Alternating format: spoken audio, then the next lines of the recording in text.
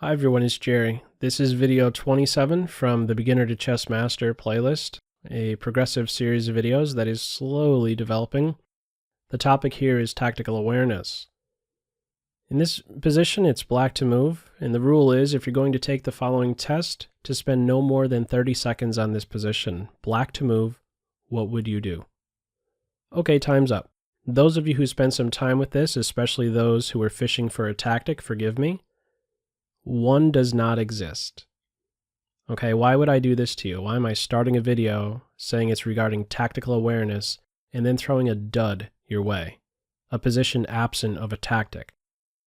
Well, this is something all chess players experience, isn't it? Of course, there isn't always a tactic. When we train tactics, by way of a book or online, of course we know there's a tactic there. But we don't have that luxury, do we, when we play? Now, a common question I'll receive goes something like this. How do I know if there's a tactic when I play? It's a good question, and one I'm looking to help you to answer when you play. So how am I going to do this? Well, I'm going to share with you conditions that I look for, kind of tactical red flags that help me to know not when a tactic is there, because I can't say that with certainty. But what I can say and what I feel strongly about is that the more of these conditions that are present, the more likely a tactic is present. Now, this video, what is it not? It is not intended to be some big test. The positions, the examples I share with you are primarily covering simple tactics. And by simple, I do not mean easy. I dislike that word. By simple, I mean 2-3 move combinations. By sharing these examples, these positions, the main idea is to simply open up a dialogue. I want to be able to share how I think through positions. What is it about these positions that is capturing my attention? So, with that said, let's have a look at our first example. Oh, and another thing, even though it is not intended to be some big test, I do feel that you will take the most from this video if you do treat it as a test. So when prompted with the phrases white to move or black to move or some other question, be ready to quickly hit that pause button. Okay? They're not all going to be tests, though. This one here is not a test. What is one of the conditions I look for when scanning a position for tactics? Well, I'm in particular drawn to my opponent's king. So playing white in this position, I'm certainly drawn to the location of my opponent's king. And any other piece that may be on the same, let's say, file. In this case, king and a bishop on the same file is subjected to a fork. Same arrangement. The only thing that has changed is the rook position, subjected to a pin. The bishop will soon be won. And of course, we have the skewer tactic. These should all be familiar terms with you. I've already covered them. Same story if they're on the diagonal. Position of pieces. Fork, pin, skewer. Same story, 2 bishops on the same rank. Okay, there could be a problem there. Whenever a pawn lands a fork, what must be there? 2 enemy pieces on the same rank. That's necessary. I think about the position of pieces. That's one condition. And when I say position of pieces, I'm thinking about lines and I'm thinking about colors. What in the world am I talking about when I say colors? I'll get to that shortly. Position of pieces, and another thing that I think about are pins. I just shared with you several instances of a pin, fork, and a skewer. Why is it that pins stick out to me more than anything else? Well, pins kind of linger in a position. A fork is, a knight lands a fork, your opponent moves, and then you make a move and win material. A skewer You land the skewer, your opponent makes a move, you bank some material. Over, done with. Pins, on the other hand, they're constantly just there in a position, and the position evolves. Being attentive to pins is very important. Now, before I look at some specific examples regarding pins, what's this talk about me being attentive to colors? Well, I found when preparing for this video something interesting regarding the knights. So I'm just going to share with you, maybe you benefit from it. Believe it or not, I have actually improved somewhat tactically through this video, through preparing for this video. So here it goes. The king and the queen, same file in this case, are of course subjected to a knight fork. It could be on the same rank, another fork, diagonal, fork, and they could be next to one another on a diagonal, another fork. This is part of what makes a knight tricky, though. Our mind has a tendency to think along lines, right? Files, ranks, diagonals. But the knight is that one magical piece that could still land a fork, even if the pieces aren't on the same file or rank. Knight c3 in this case. Knight c3 in this case, king and queen, different location. You'll notice something, though. With all of these examples I just shared with you with the knight, right, just zipping through here, do you notice anything that is similar? They're all in the same color, right? In order for these forks to come about, they all have to be on the same color square. So this is why it is helpful for me to think more about the knight, think more kind of color code the knight, color code the knight. And I'm not thinking about this all the time. I'll try to be a bit more specific, but before I get to these specifics, one quick little tip. In this position, the king is in check. One of the most secure squares for the king to go to is e4 in this position. Why? Same diagonal, one square separating them. Why is this one of the most secure squares? Well, it's going to take the knight 3 steps before it could deliver check to the king. I imagine many of you already know this, but if not, I think it's a pretty cool tip to be familiar with.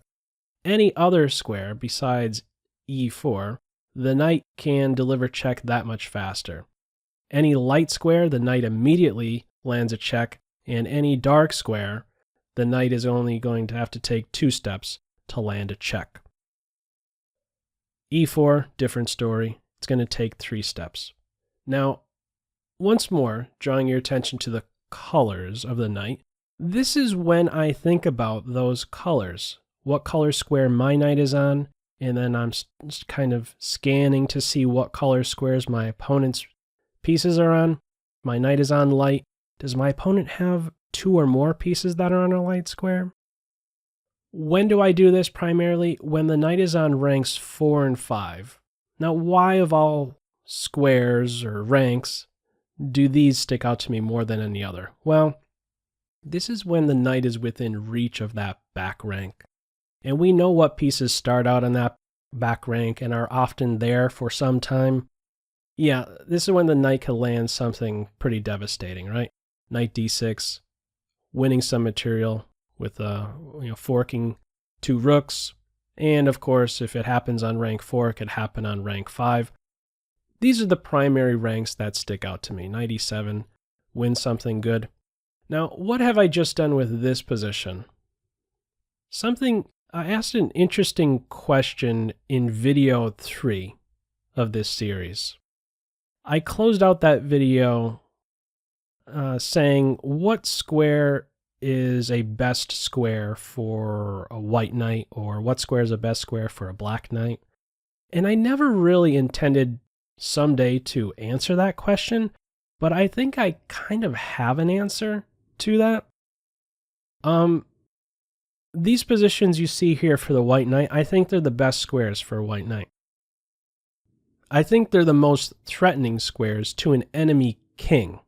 Okay, as it relates to the enemy king, I think a knight on d5 and f5 are most threatening to the black king.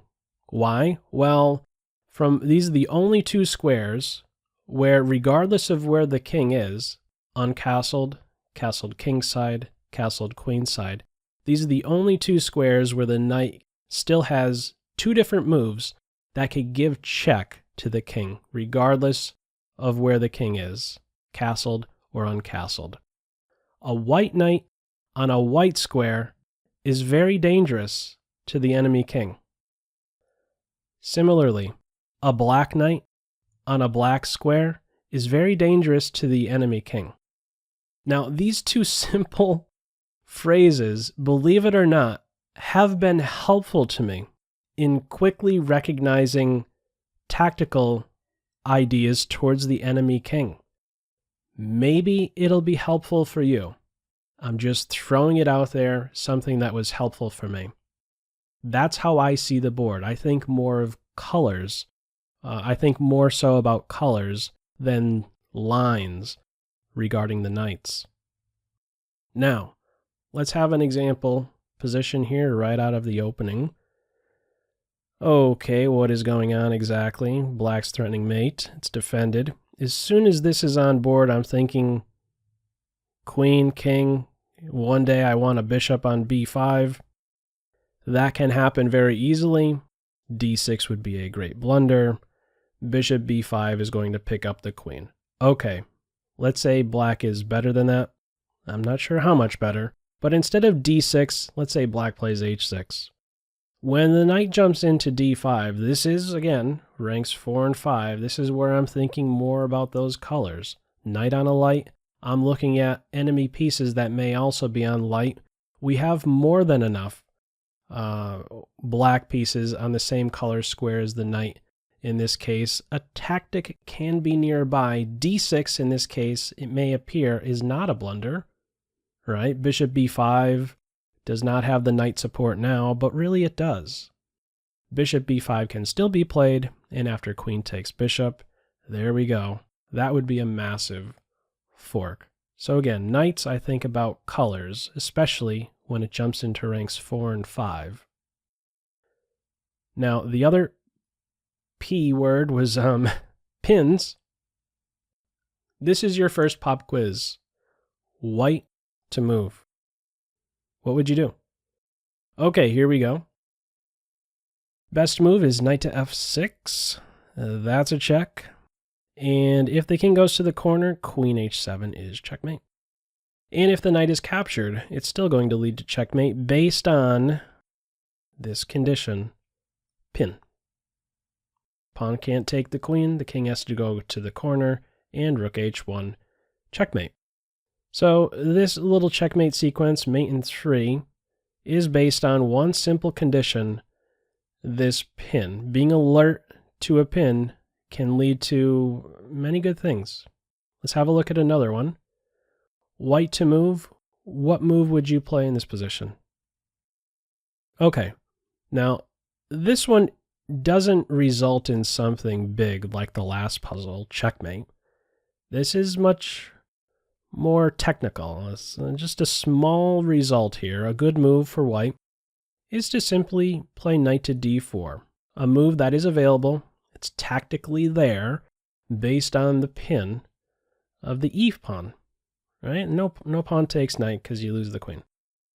So after the queen gets out of the pin, now knight c6. Okay, white isn't gaining any material, but white has certainly improved the knight, a piece that is far more invasive on c6 than f3.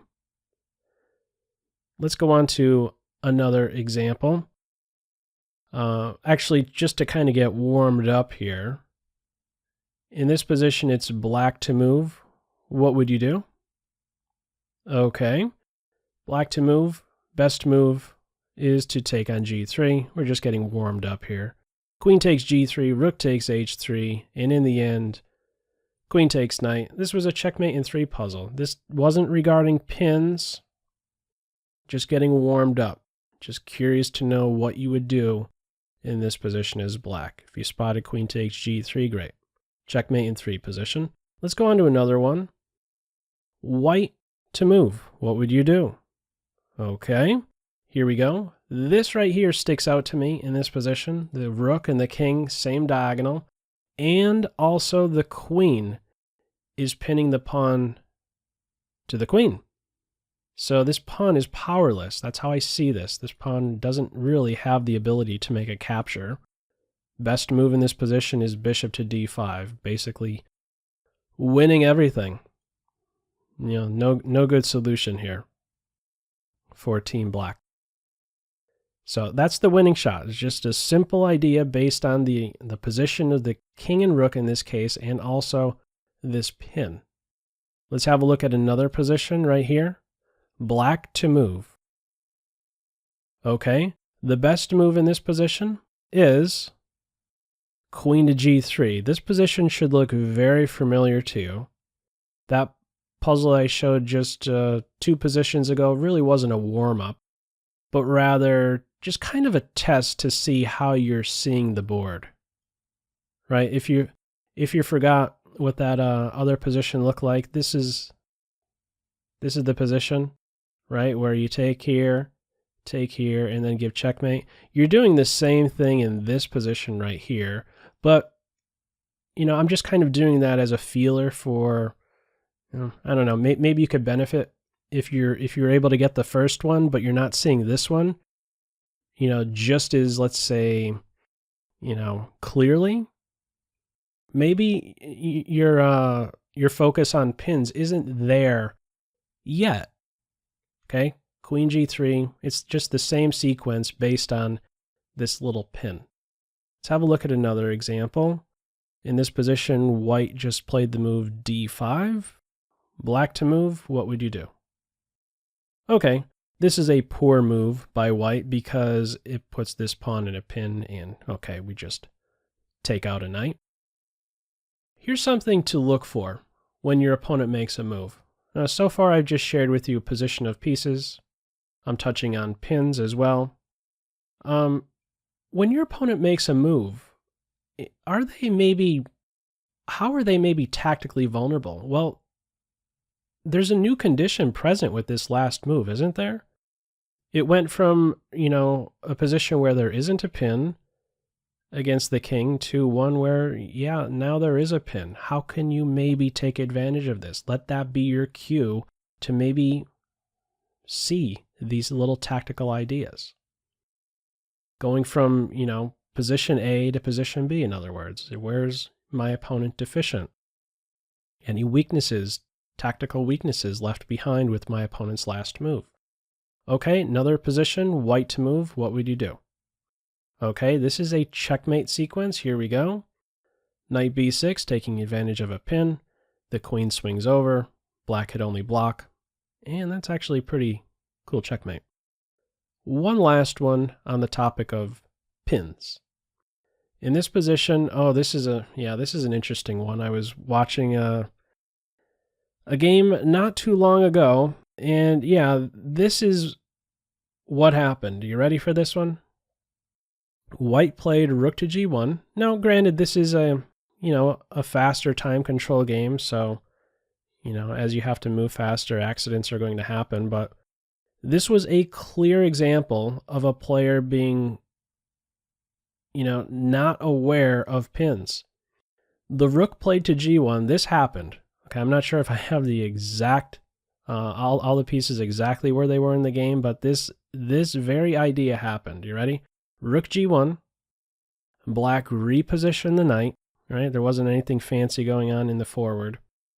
And yeah, after rook g1, black needed to recognize there's a pin here. What did white do as a follow-up? Well, they're able to take on h6. At this point, what did black do? Black saw, okay, now there's a problem here. So they wanted to shield that pressure, and they played knight g6. There's a pin here as well. White was able to follow up with that move, rook takes knight.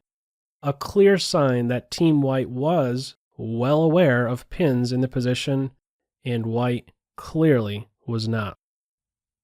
Okay, moving on to some examples regarding position of pieces.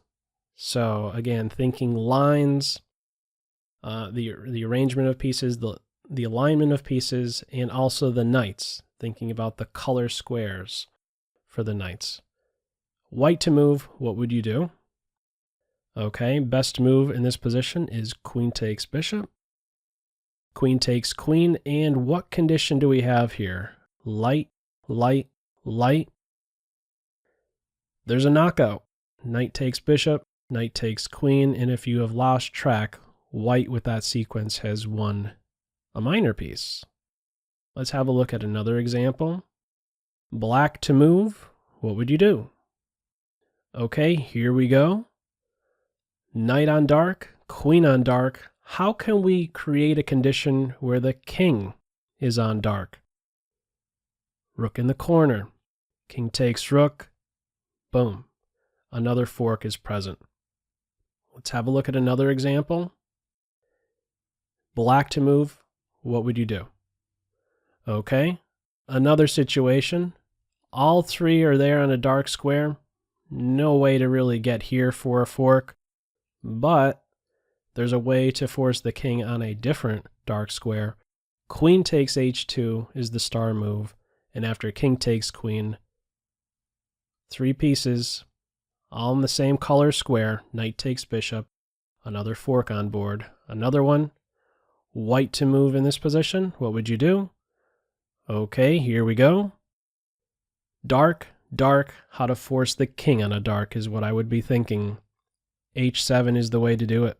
Give up the bishop, but conditions are now set to land a fork. Just 3 more here. This is where it can start to get a little bit more involved. Black to move, what would you do? Okay, yeah, again, this one is a little bit more sophisticated. The move here is knight d5. Hanging the queen, it seems like you could take the knight, not so fast, you lose the queen.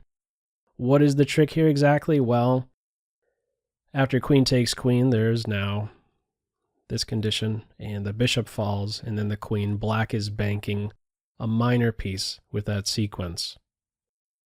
Another example here, white to move, what would you do?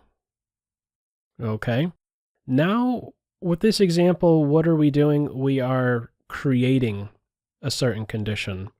Currently, there are no pins, but after the move rook to h8, well, first off, if the knight takes, it's going to lead to checkmate. So after rook h8, king takes, what is black now in? Black is in a pin. Is there a way to exploit it? You can be sure there is in this case. How do we do this? Queen h6 check, and queen takes g7. Cool little 2-move combination there to be familiar with, based on one little simple condition, a pin. One last example, and then we're going to move on to a different condition. This one's a bit trickier. Black to move, what would you do? Okay, a bit trickier, a bit more technical. That's probably the better word to use. A best move here for black is to play c4.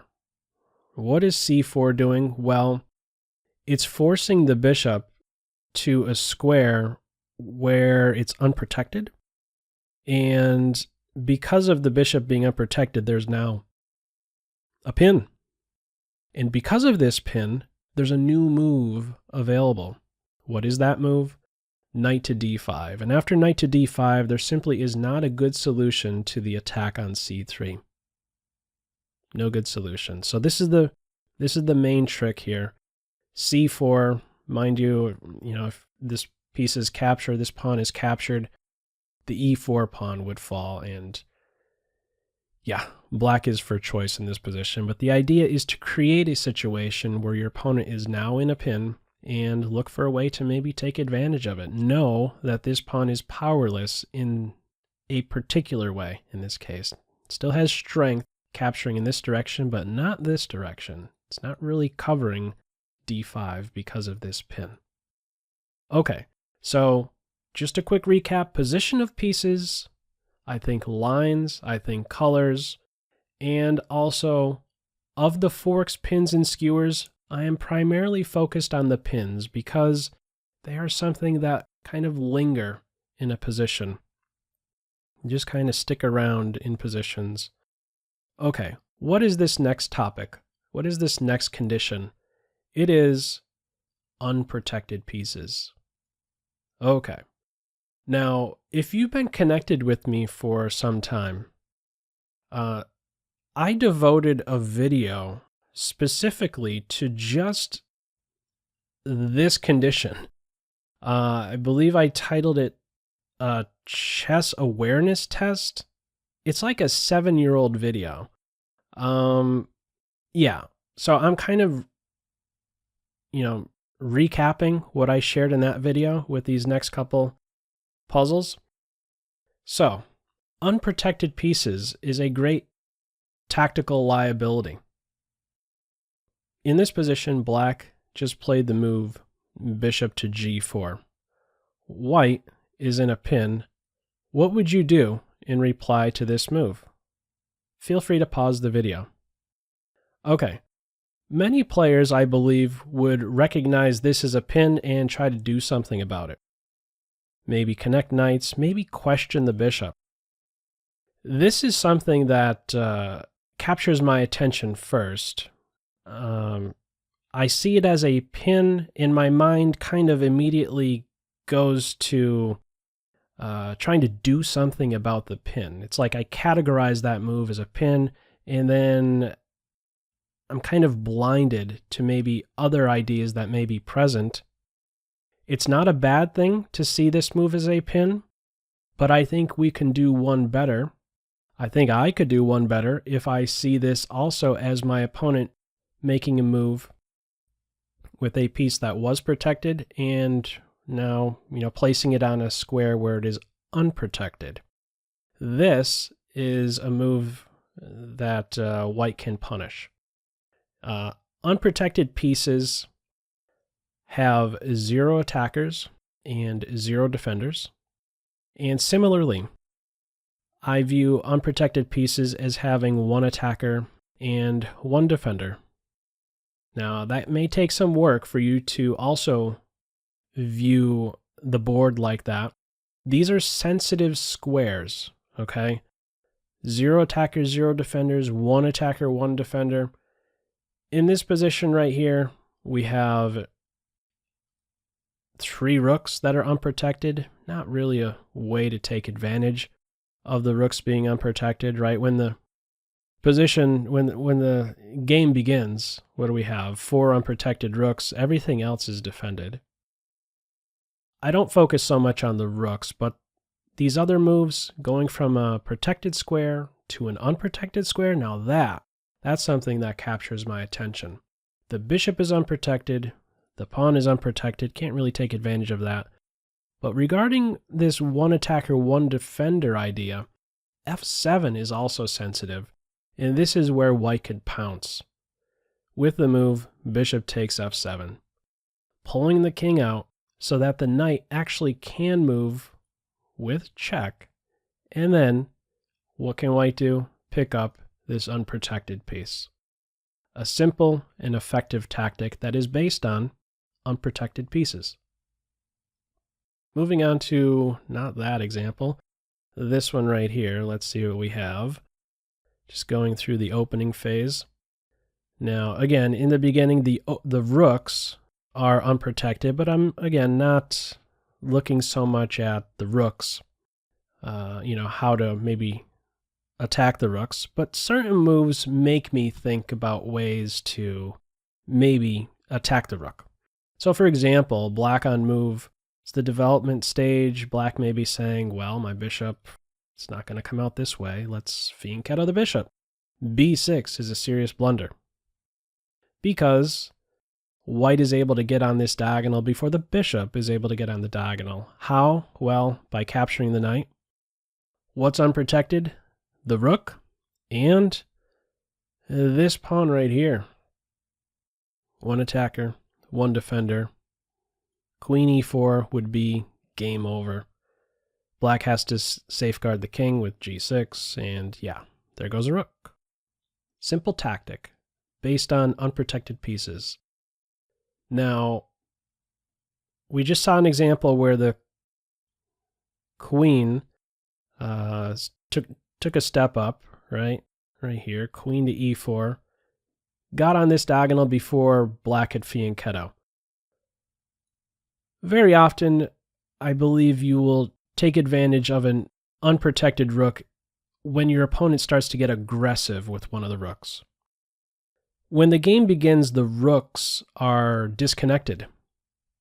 And after that, they usually become connected. That's one of the benefits you get by castling, right, and developing your pieces. That's, you're protecting your rooks one day by getting your pieces developed.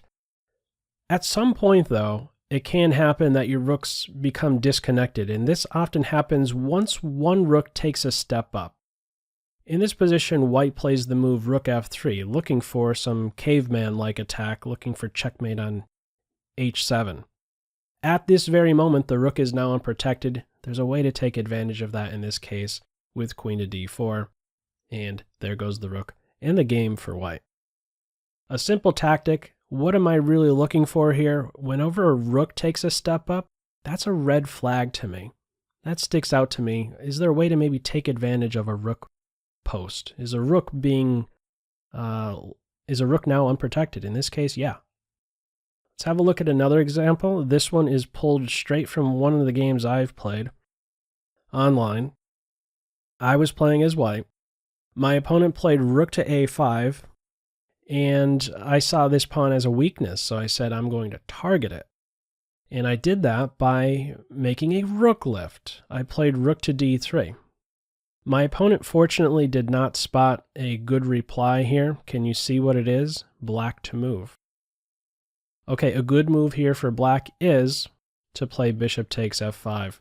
With my last move, I left a rook unprotected on e1. If I capture the bishop, then I'm going to lose the rook. I'm in a pin. My rook is now unprotected on e1. Now, I'm not sure why this is the case. Whenever I look to double up on, let's say, the d file, I have a tendency to move the d rook up and then the other rook over. But if I was more attentive to pieces being unprotected when I was playing this position, this game, I would have done it like this. Rook e3. It's still going to take two moves one way or the other, but this is a more efficient way. This is one that is more tactically sound. So you might want to keep this in mind when you're making a little rook lift looking to double. In what order should you do it? For whatever the reason, I think most players do it like this. Rook up, and then the other one, you move the piece that's already on the file you want to ultimately double on, and then you come over with the other one instead of this way. Anyhow, moving on to another example. Here we go. Black's last move is knight to d7. Pop quiz, white to move. What would you do? Okay, here we go. Black's last move has left black tactically vulnerable. I'm sure if you're experienced player right now listening in, you have experienced this and many of the other examples I've already shared. Yeah, bishop is unprotected with black's last move, and this can be taken advantage of. Knight takes f7, or even knight takes c6 is working, throwing a punch at the queen one way or the other. I like knight takes f7. And with this little sequence, what has white done? White's won a pawn. Okay, to be careful about, when you make a move with a piece, is that piece now unprotected, or maybe are you creating a situation where other pieces are unprotected? In this case, yeah, you are. Bishop on d6 is vulnerable. Moving on to another one. Okay, here we go now. White's last move is d5. Pop quiz, black to move. What would you do? Okay. Now, this one you have to be careful with. Your knight is under fire, and you may be very tempted to move it immediately, but doing so is not a good idea. If you move this knight, let's say here or here, the bishop on b4 is now unprotected, and it can be tactically vulnerable, right? Queen to a4 hits with check. and the bishop will fall. So what you must do is recognize, hang on, if I move my knight, my bishop is unprotected. And this kind of move is having an influence on the state of this b4 bishop. Yeah, you have to take the knight first, and only then react to this threat. Careful. Moving on to another example. This is another one pulled from one of my games. I was playing black here and made a poor move. Bishop to e4. White to move. What move could white play here? Fortunately, my opponent didn't find this move. White to move. What would you do? Okay. Bishop on e4 is unprotected. Knight on a5 is unprotected. And the star move in this position is queen to e1, striking at both of these unprotected pieces. There's no way out, really. If bishop takes knight, white would take the knight here, hitting the queen, and only then recapture. In the end, white would be winning a minor piece. I was very lucky.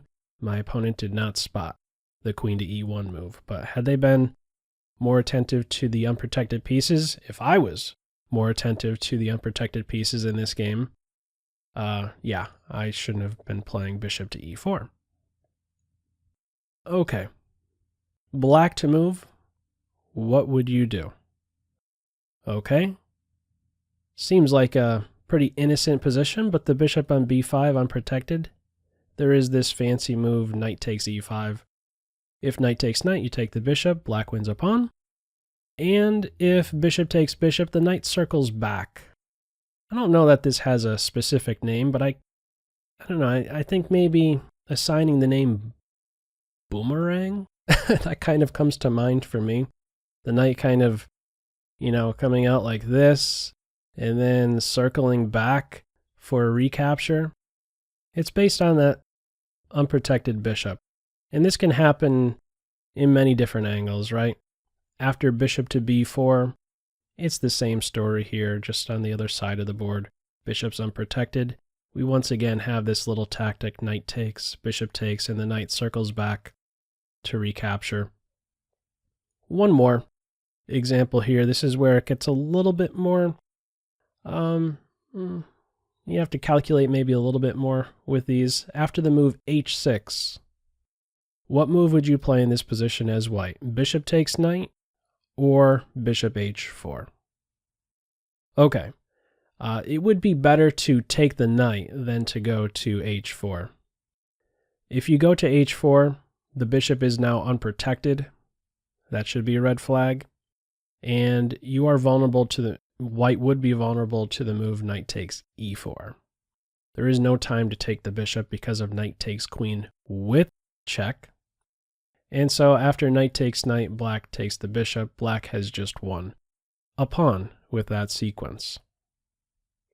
Moving on to another example. Let's see what we have here out of the opening. Unprotected pieces. Yeah, this is a familiar one. Black on move has an unprotected bishop. Black has, with this last move, just castled. White to move. What's a good move here for white?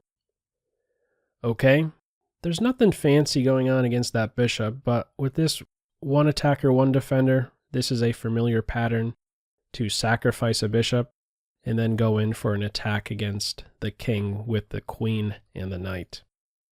One of the conditions when f6 is under control and that knight isn't around to defend here, yeah, very often there can be a problem when you point the bishop at h7 in this position. There certainly is a problem. Queen and knight are, in this particular case, delivering checkmate with this sequence. So it's just based on one little weak point. h7 being vulnerable in this case. It's unprotected now, but yeah, once it's the king who has to be the defender and lure it out after the castles move, that's a problem. Okay, let's go on to another one. Pop quiz, black to move. What would you do? Okay, here we go. A tactic based on the bishop on f5. So what do we have? Knight takes c5. And after bishop takes bishop, black has this in-between move. Sidestepping the threat against the knight, lands a check, and only then scoops the bishop up. Black has won a pawn.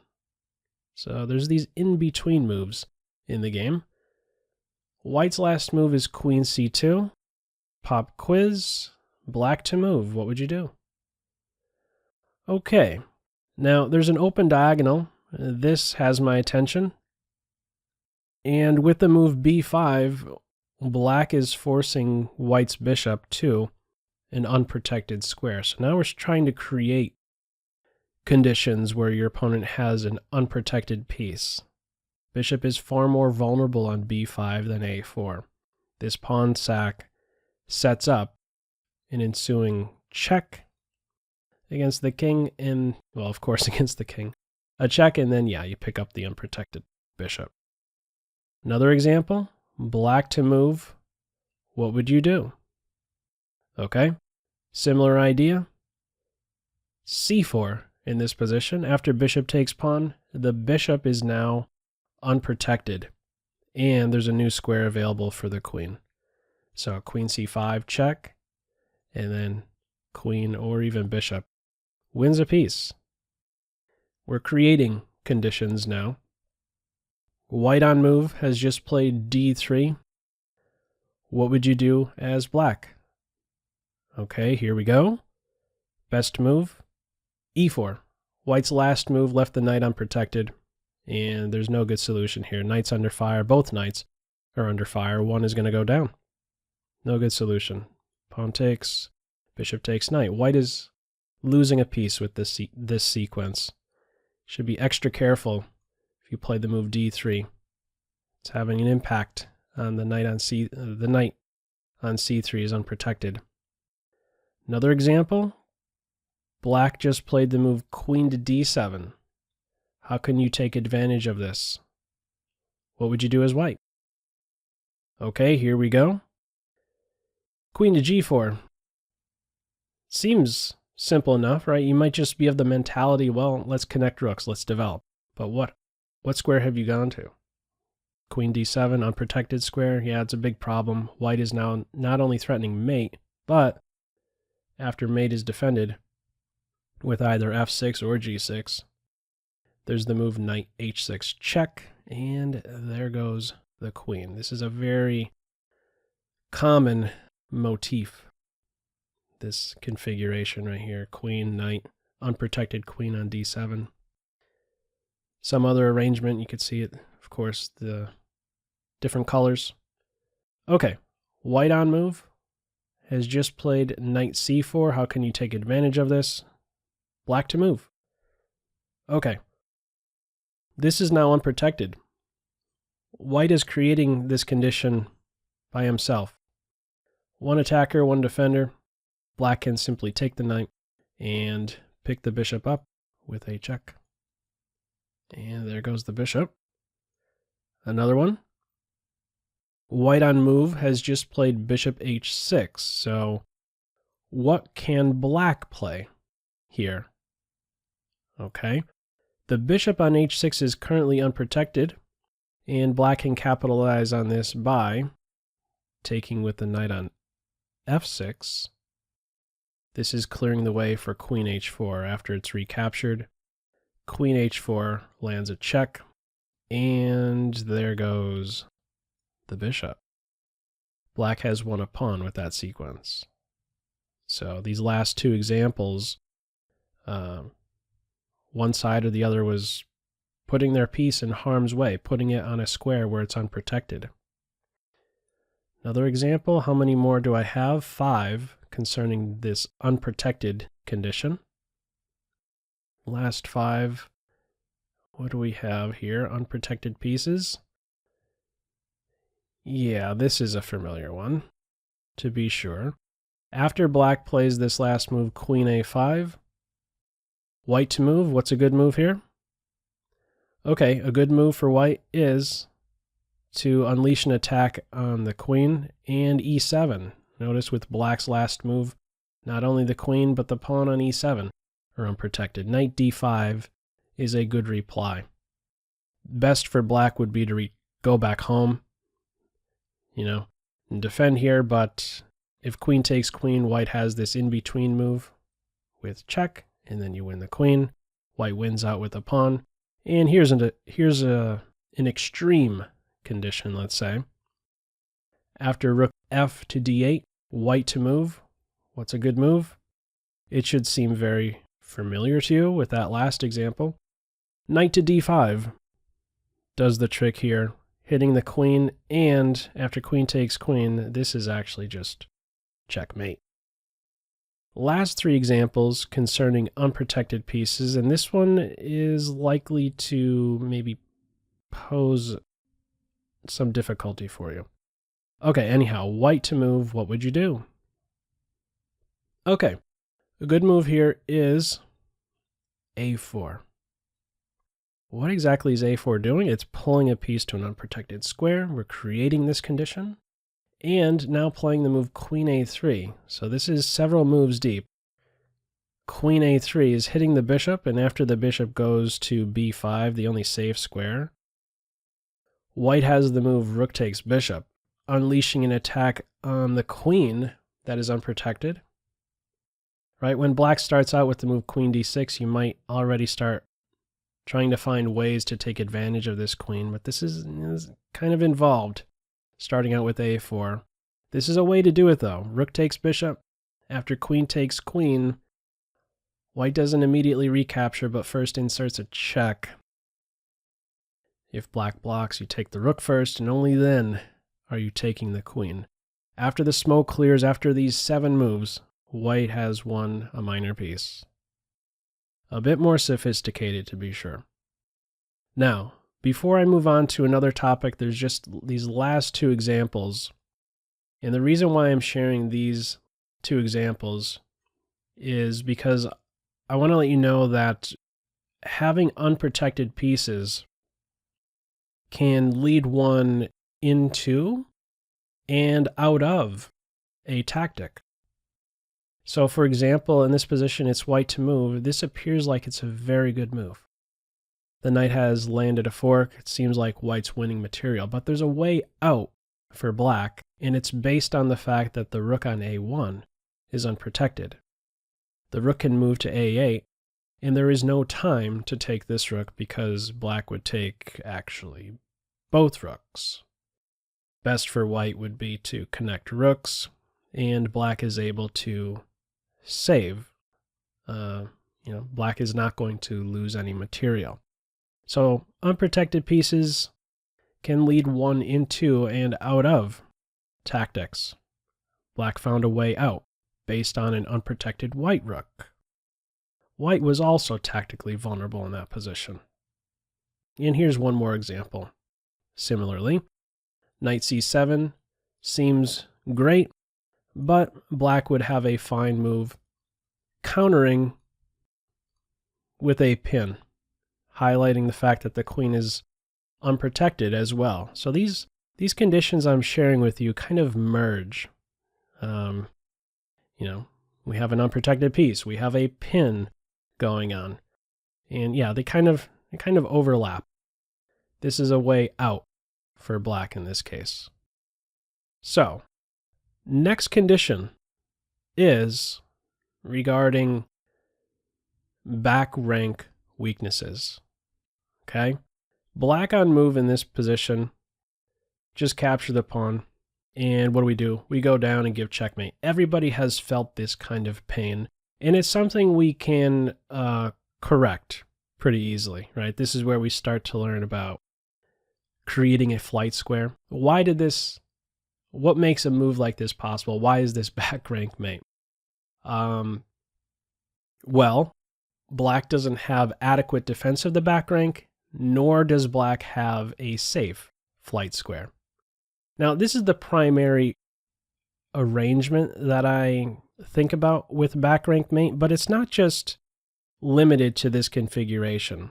3 pawns in front of the king like this. Here's some other arrangements that kind of stick out to me when I'm looking at a position. This one here, right? It's kind of like the same thing. There isn't 3 black pawns in the king's way, but there's a white pawn that's controlling those squares. Black may be vulnerable to back rank mates there. That's a red flag to me in a position.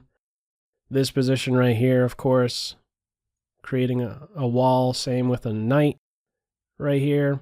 And it could also be just 2 squares, right? If the king is in the corner square, you only have to be controlling, or a black piece just has to be occupying 2 squares.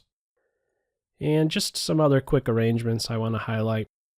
All of these are instances of, they're red flags to me, to look out for some back rank tricks. How can I take advantage of my opponent being weak on the back rank? This is another arrangement. A knight, if you could somehow get to this square here, e8, that's going to be checkmate. The knight is no good defender, is of no help to black. And yeah, same story here, just working with the king in the corner. Here's another one, not too common, a rook on g7 like that, but okay. There's a back rank mate here, a bishop on h7 as well, and okay, you get the idea. Let's throw some pieces on the board. Interesting middle game position, a lively middle game position. e4 was just played, takes, pop quiz. Where would you go with the bishop? g6 or h7? Feel free to pause the video. Okay, now there's no one right answer, but I just want to, with this idea of back rank weaknesses, I just want to let you know that in positions like these, if I'm playing as black, I'm taking the back rank weakness into account. I know that if I put my bishop on h7, one day I may be vulnerable with my back rank. I don't have that flight square anymore. So I may think more about going to g6 here. I'm not saying one is better than the other in this position, because there are many other many other things to factor in about this position. Like if you go to g6, do you really want to have to cope with knight h4 with a punch against the bishop circling into f5? Probably not. It may be best to actually do this with the bishop, but I just want to let you know that this is a thought process, that this is something I think about when it comes time to make a decision with the bishop, because I've felt this pain before of bringing my bishop here, and at some point it was very uncomfortable when my opponent got a major piece back here. I might have had to go into a pin, block, and yeah, I didn't have that square available. So it's something to weigh, is what I'm getting at, and it's based on this back rank weakness. Okay, another example here. Okay, pop quiz, white to move. What would you do? Okay, very common motif. You can take on f7, and after rook takes queen, this is leading to checkmate. Here's another one. White to move, what would you do? Okay, here we go. Back rank weakness for black. Queen h4, or excuse me, queen a4 is the star move. Attacking the queen, attacking an unprotected rook, and if queen takes queen, yeah, the queen is a key defender of the back rank. Black would be getting mated. Some other move by black in this position is just going to end up losing the rook. So no good solution here for black. Moving on, white to move. What would you do? Okay, back rank weakness here for black. White has a forceful way to win this one with queen g7 check, rook a8, and black could only block, and in the end, white is checking his way to checkmate. Okay, another one, white to move, what would you do? Okay, here we go. Rook c8, and after the knight takes, queen d8 is checkmate. So this right here kind of sticks out to me at the start of this position. If I could somehow get here, it's going to be very good. It's going to be mate. Another example, white to move, what would you do? Okay, this one's a little bit more involved. The star move is rook to d8. Now, there's a couple approaches here for black. One is to take with the queen, But if you do that, there's check and then checkmate. The other approach, taking with the bishop, allows the follow-up queen takes rook. Again, this is a position arrangement that sticks out to me. A knight on this square, I kind of see this little wall. King takes queen, rook f8 is the final move, leading to checkmate. Another example, after rook to h5, white to move, what would you do? Okay, here we go. Queen f6. Queen is a key defender of the back rank. White is threatening mate on g7. After queen takes queen, this is checkmate. Another example. White to move, what would you do? Okay, there's a forceful approach here. White can take the rook with check. This is a very common motif. Give a check with the bishop, and then give check like so. Okay, that's basically all the examples I had regarding back rank mates, a back rank weakness. Now, I'm not limited to just thinking about back rank weaknesses. Let me explain. If I'm able to control this, playing as black now, if I'm able to control this G1 square, I start thinking about not back rank weaknesses, but rather a side file. I know that sounds pretty weird, side file, but yeah, if I could control the G1 square in this case, if my opponent's king is in the corner, white king in the corner, if I could control G1 if I could control G1, or if my opponent occupies the square G1 with their rook. Now, why rook of all pieces? I'll get to that in a little bit, but if I can control G1 with a piece, or if my opponent occupies G1 with a rook, it's a red flag for me to think about the side file, in this case, the H file. Okay, let's see why this is the case. Okay, there are plenty of tactics that can come about on the files. So these arrangements, they're red flags to me. King in the corner, rook posted like so. Let's see why these little arrangements kind of stick out to me. So in this position, it's black to move. What would you do? Okay, this square is under control. There's a nice sequence here. It's a checkmate in 2. Queen takes h2. And we have something happening on this side file. Rook h6 is checkmate. And it really kicks off, again, for me, controlling that G1 square, or if it's occupied by my opponent's rook. Why the rook? I'll get to that shortly. In this position, white to move, what would you do?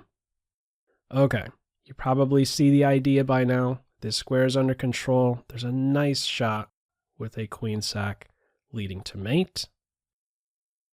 And in this position right here, white to move, what would you do? Doesn't always have to be the bishop that controls this square. The knight is doing that in this case. The star move in this one, queen g6. That's a cool move.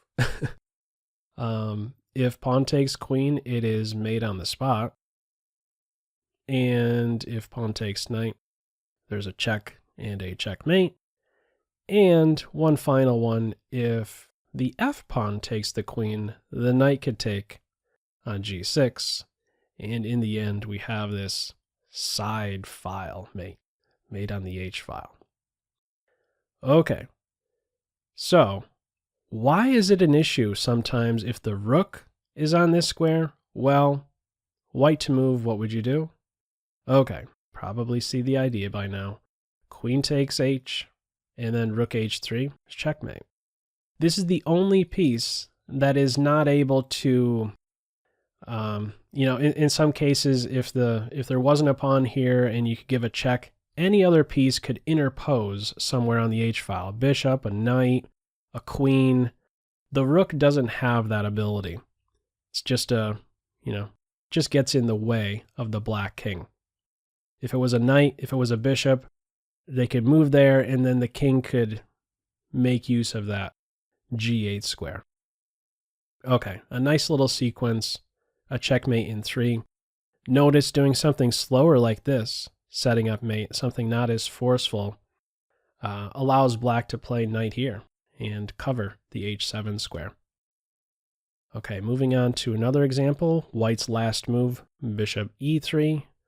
Black to move, what would you do? Okay, here we go. Knight check and a simple checkmate. And I believe this is the last one. Yeah, it is the last one before we go into this next condition. White to move, what would you do? Okay, queen takes h7.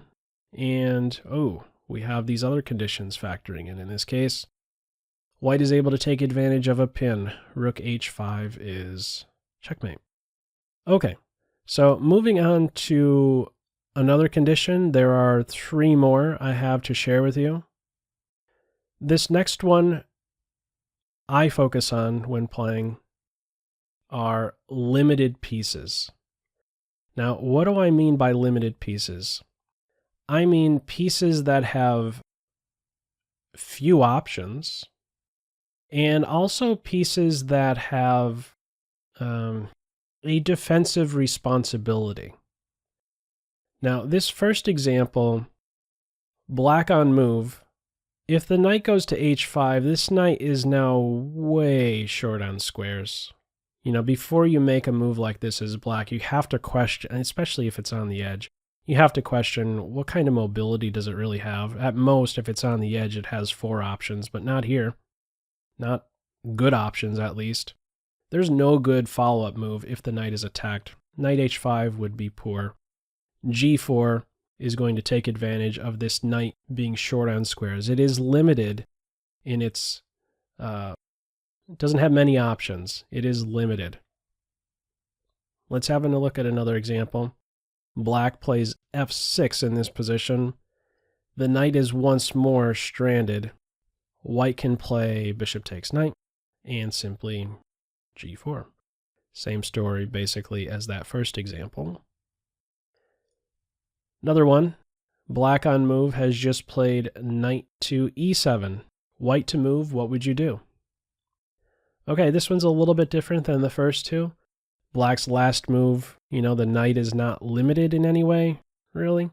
But another piece has been influenced by black's last move, namely the bishop on c5. Does not have any safe square to move to, and is, vulnerable to b4. White's going to win a minor piece. This is a common thing you may see. I know I've experienced it. At some point or another, I've done this. And yeah, the bishop is vulnerable. It's limited, short on squares. Okay. You also have to question these positions. The queen gets a little bit aggressive for a pawn grab deep in the enemy territory. Is there a way out? This is a queen trap. Rook h2. I've had a strong player fall for this idea before, surprisingly enough. I think they were locked in on a move like rook to g1. But yeah, the queen would kind of have a way out. But rook to h2, that's, the queen's a goner. Now this position you see right here is not nearly as common as this one.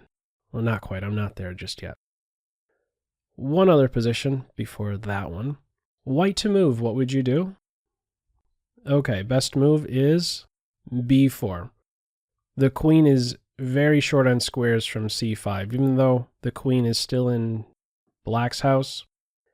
b4 doesn't have many options. The only option is c6, and yeah, that's a problem.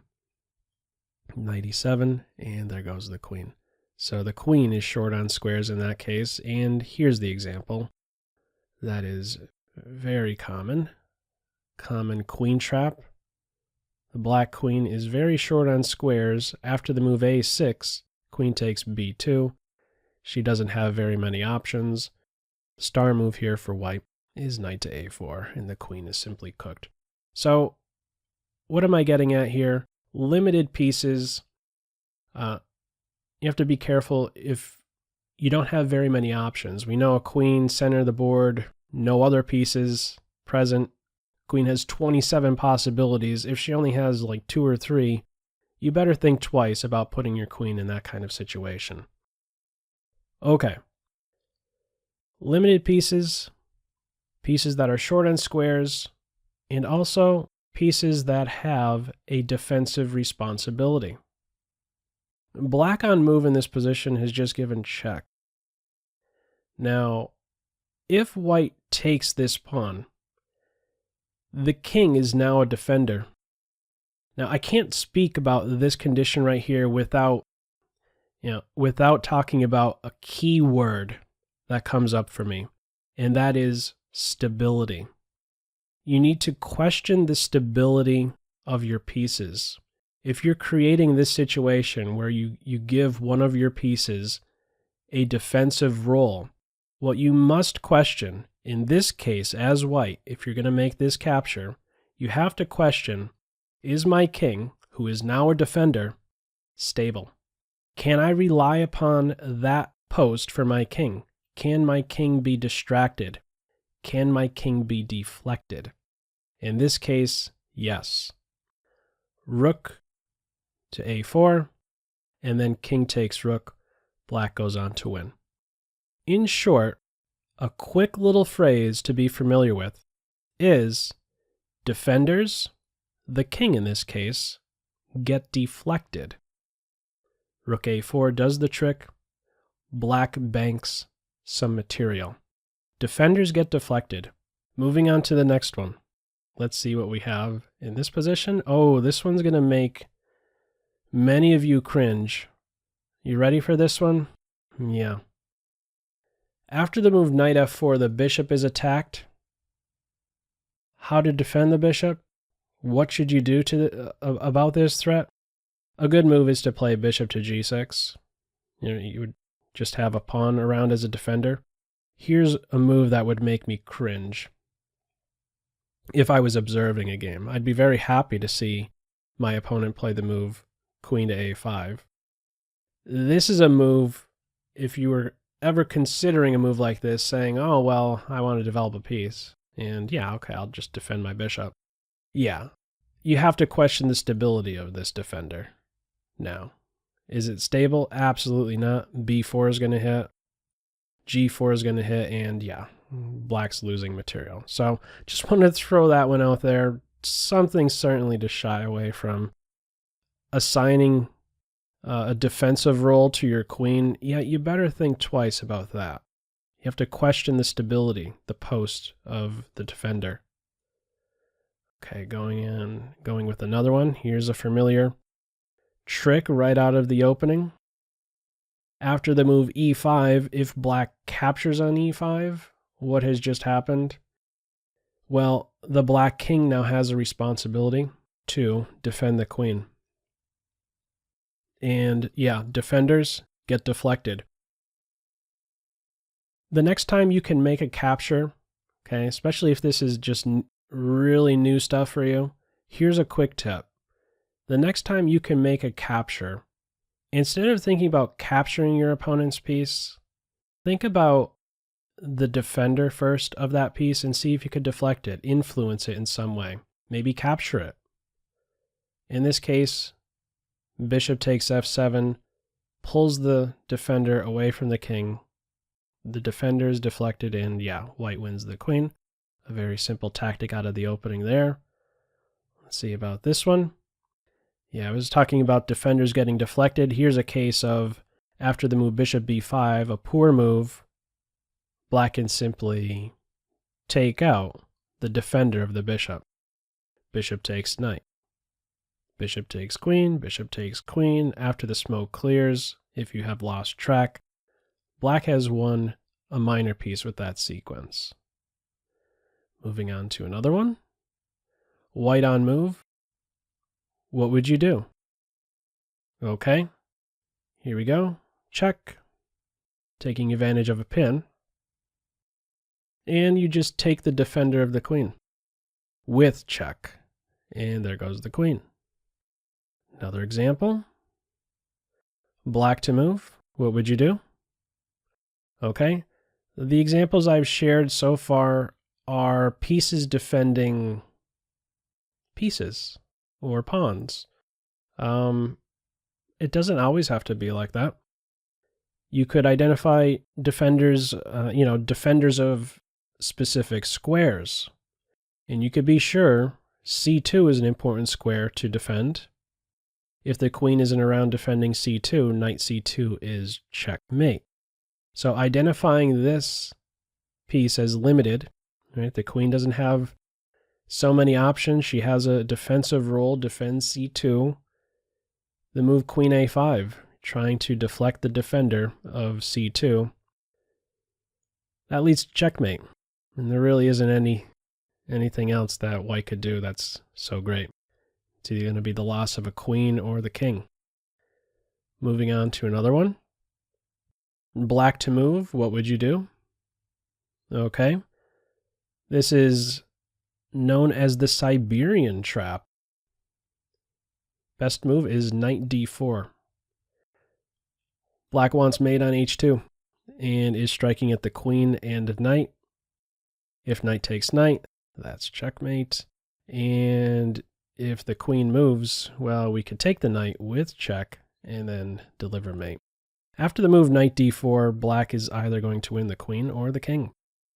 Black is deflecting the defender from the key square h2. Moving on. Another example. How many more? About 6. Black to move, what would you do? Okay, here we go. Defender b2. If the queen is not there, that's going to be a problem. It's going to be checkmate. How can you deflect the queen? Well, they also are on the same diagonal. That sticks out to me. Bishop g5 is the winner. You're going to pick up the queen or give mate once more, like so. If f4 is thrown in, you just take the pawn.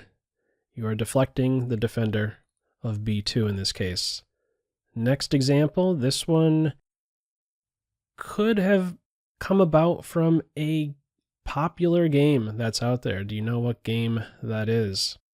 Feel free to comment in the comment section below if you know how this position could have come about, or from what game is this position maybe from. Okay, anyhow, black to move, what would you do? Okay, the best move here, recognizing that the queen has a responsibility. The best move is rook check. Now, if queen takes rook, you give mate. And if rook takes rook, this one's a little bit deeper now. The idea is to now follow up with bishop here, deflecting the queen from the defense of g2. Another example. White on move, what would you do? Okay, best sequence, the king is the defender of the queen. How can you influence that defender? First with this little check, so one move deeper than the ones I've already shared. Check, and yeah, there goes the queen, deflecting the defender. White on move has just played queen to d2. Black to move, what would you do?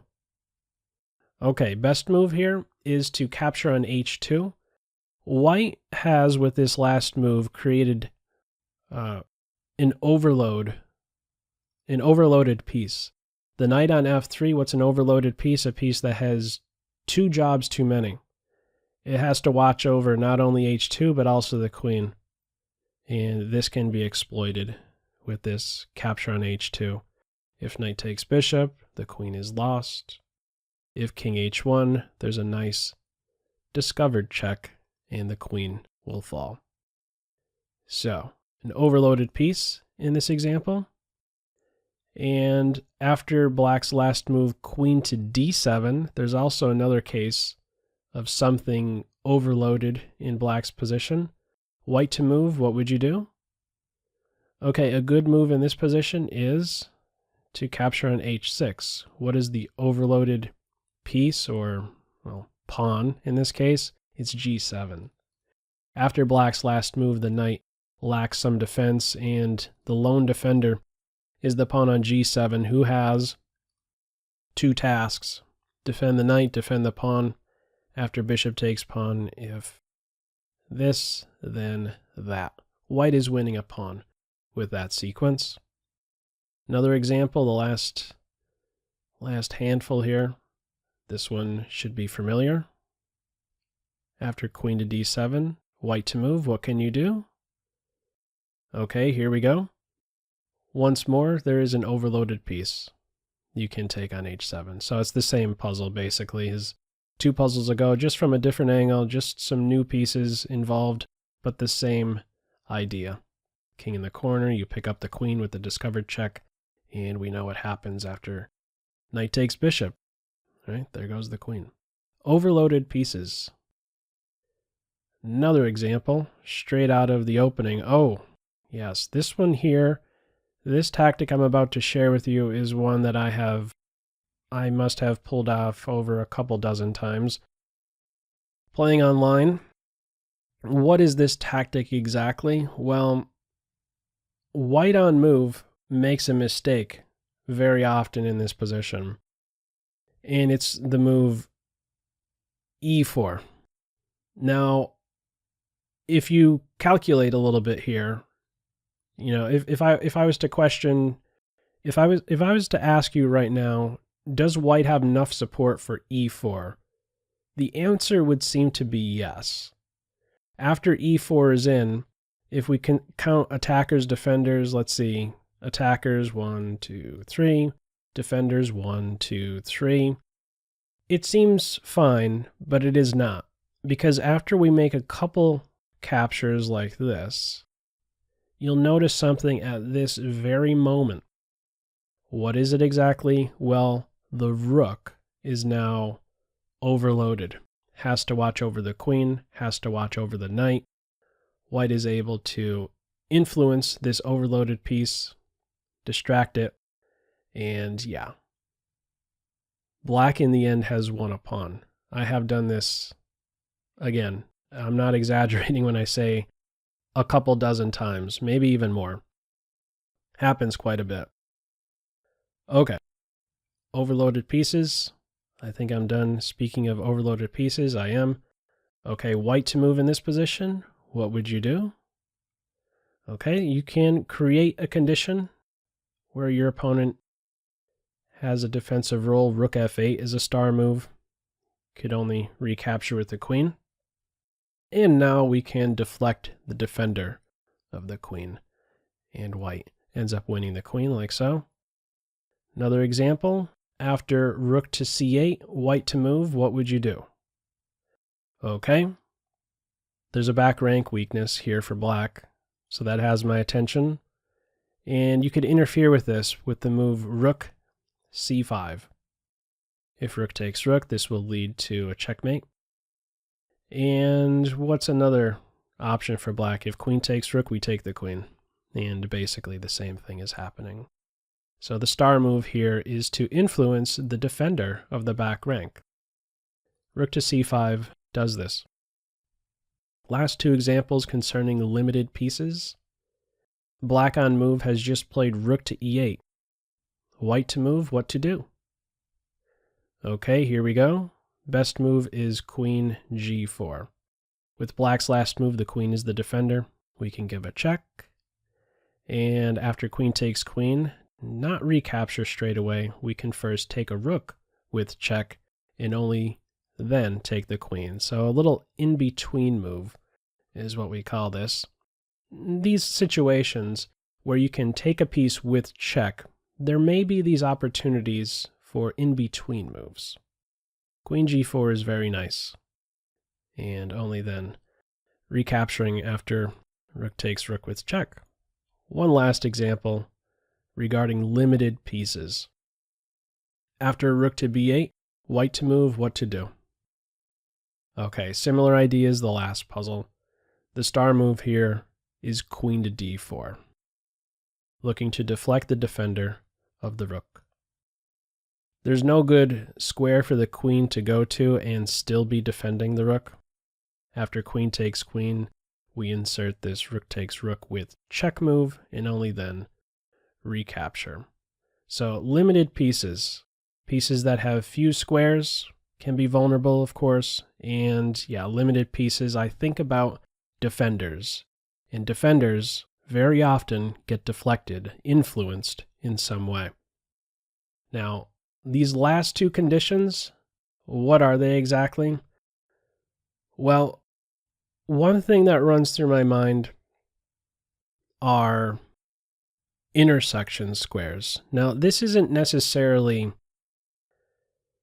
a tactic, right? Like a fork or an unprotected piece. This one's kind of tricky for me to describe, I must admit, right out of the gates. But it's something that really does run through my mind when I play. Intersection squares. What are they? Well, we experienced this very early on when we just started out playing with this scholar's mate, right? The intersection square in this case is a square where two or more of your pieces intersect, in this case, on f7, looking for mate. So what am I getting at here? Well, regarding intersection squares, my eyes are drawn towards key squares in my opponent's house where my pieces intersect, and also to squares in my house where my opponent's pieces intersect. So I kind of, in other words, think for my opponent, as if I was playing my opponent's pieces. I look at the other side of the board, and the squares where pieces intersect really have, I'm really drawn to those squares more so than any others. So let's have a look at some examples. Why is intersection squares something that sticks out to me? Well, let's start with this interesting endgame study. It's white to move. Feel free to pause the video. Best continuation, what is it? Okay, well, the best continuation is, well, immediately for me, something that's sticking out is how can you, stop the rook from stopping f8 equals queen. The way to do that is to interact with this g2 pawn, somehow get the knight on this intersection square f3. Okay, the way forward with this puzzle is to give a check, another check, and then after knight to f3, white is going to go on to win. There's no way to stop this pawn from promoting. Okay, now that was an endgame study, not so practical. This is something that you would see in an endgame, a very common thing. You learn this very early on as a player. Endgame situations, this square should be sticking out to you. It's a nice way to interfere with the rook defending the pawn along a rank. That's much more common than the first example I shared with the rook being behind the pawn along a file. But yeah, this intersection square, certainly something that captures my attention. White to move in this position, what would you do? Okay, you probably see the idea.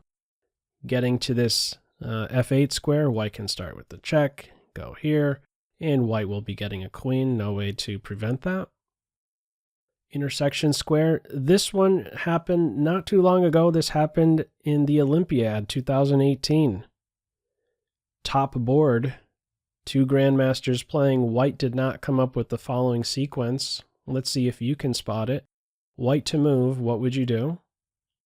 Okay, there is a star sequence that white could have gone forward with in this position, with the move f7, giving up the rook, and then playing knight to e8.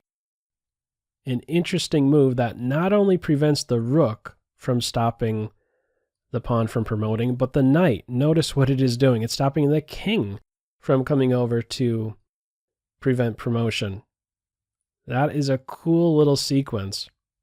This square here, once the pawns are on the 7th rank, the 2nd rank, those squares on the back rank kind of stick out to me, or their way to put a piece there, let's say. Okay, moving on to another one. black to move in this position, what would you do? Okay, black on move can give check, and then make use of this square right here. So a bishop and a pawn getting to this square is very often devastating. This one is leading straight to checkmate. Another position, black to move, what would you do? Okay, with that first example, you're probably seeing the idea. Queen, pawn in this case, getting to this intersection square, e1 would be very good, and black can do that. First with a forceful move, check, and after it is captured, we have checkmate. Another example. This one's a little bit tricky. Black to move, what would you do?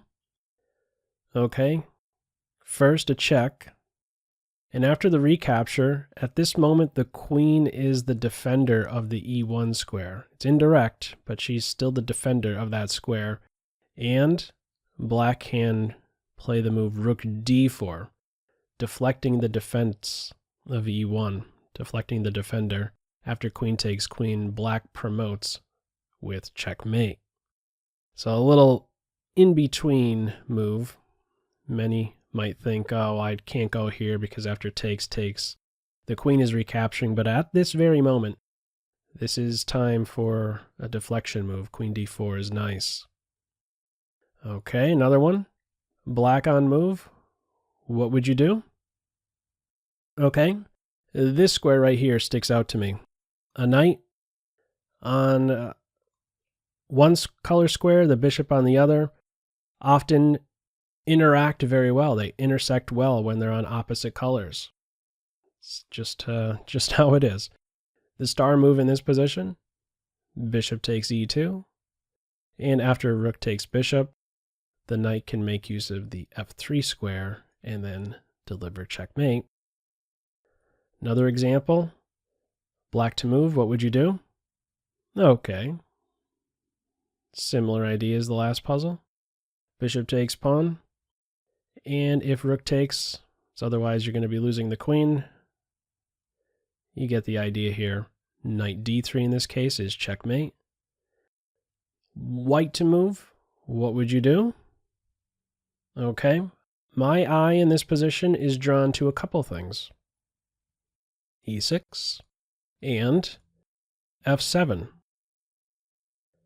Star move in this position, as much as f7 is defended, all right, how many defenders? 4 defenders, only 2 attackers.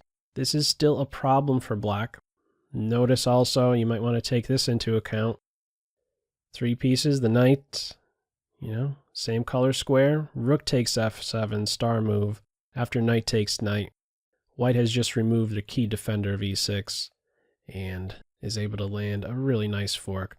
For whatever the reason, I find this kind of tactic pretty cool with the knight and the rook, kind of taking out a key defender and landing a fork. I don't know, maybe that's just me. Anyhow, intersection square. My eye was drawn to that f7 square. White to move here. Not really a pop quiz with this position. A move that I would play in this position is knight to a4. Avoid the knight exchange and really start to look at these squares right here. Now, surprisingly enough, there are so many different ways black can go wrong in this position. One might think, well, b7's under fire, so I'm going to defend it with my queen, but that's not a good defense, because you could take on b7, and after queen takes, there's bishop takes c6. That's painful. So let's say black does something different, rook to b8.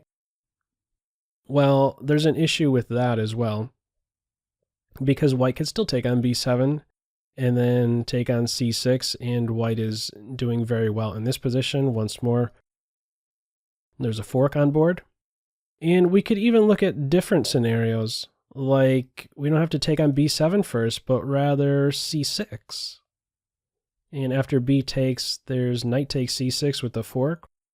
So what we're noticing here is that there are just multiple ways where tactics can spring about when you are intersecting on squares in your opponent's camp, especially so when those intersection squares are right next to each other.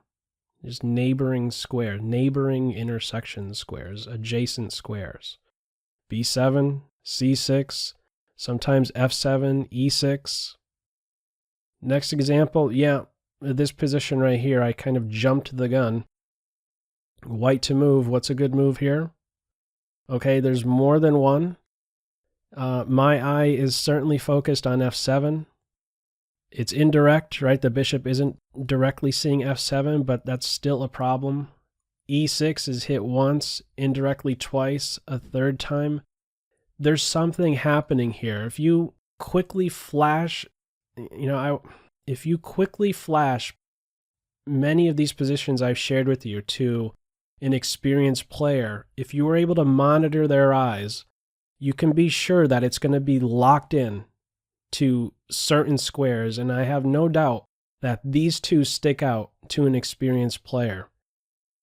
Yeah, there's an accident that's going to happen here. Accidents happen on at intersections, right? Yeah, there's a problem on E6. You could take like this, check. Well, let's do the other one first. You could go with the knight, and then go with check here. And if there's a checkmate. If the king tries to run, there's a check, and then a checkmate.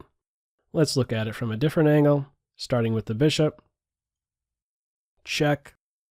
If the king goes here, that's checkmate. And why did I want to do it in this order? Because, well, everybody loves to see the following sequence, right? What is this sequence? The old smothered checkmate. Beautiful, right?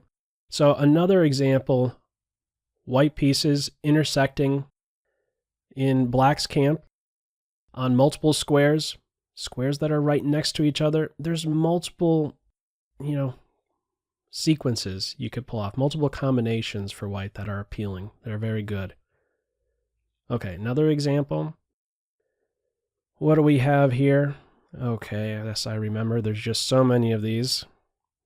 Yeah, at this point right here, white on move, this is not a good choice. Oops, this move here, not a good choice.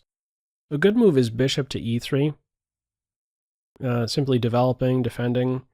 This isn't a bad move, a losing move in any way, but I just want to bring to your attention one of the thoughts I have when my opponent makes a move like this. I'm taking with the B pawn, and why am I taking with the B pawn? Well, I don't want to exchange queens for one. I'm taking in this direction, and I'm thinking already about converging one day on B2. And I know that it's going to be difficult at some stage, more likely than not, for white to defend that point. And that's just kind of how it is when you strike at your opponent's at a specific point from different angles, right? Along a file, a diagonal, a rank. Something interesting is nearby. So let's see how play develops a little bit more. It's not going to take long for a tactic to hit. After rook to b8 in this position, it's super easy for white to go wrong. B2's under fire.